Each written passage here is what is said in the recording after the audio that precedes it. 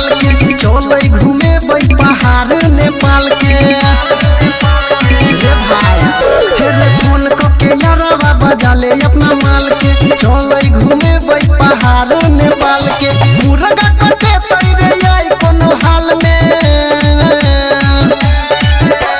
beer के party है तो ये बेर नया साल में बियर के पार्टी है तो ये बेर नया साल में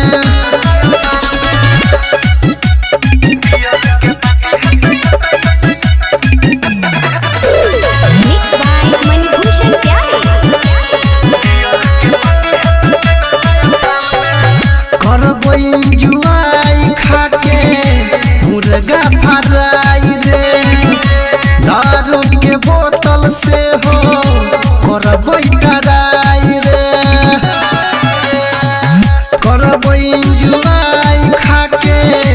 मुर्गा फराई रे दारू के बोतल से हो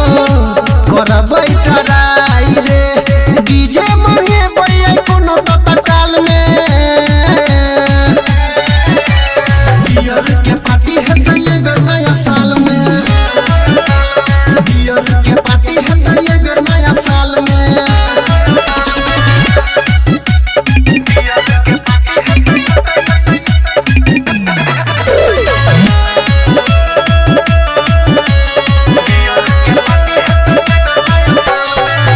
हैप्पी न्यू ईयर कहबो देबो बधाई रे रहत जग के गाँव सब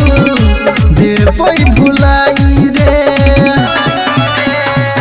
हैप्पी न्यू ईयर कहबो देबो बधाई रे रहत जग के गाँव सब देबै भुलाई रे देबै जानो के लव लेटर लिख के रुमाल में बियर के पार्टी है तो ये बेर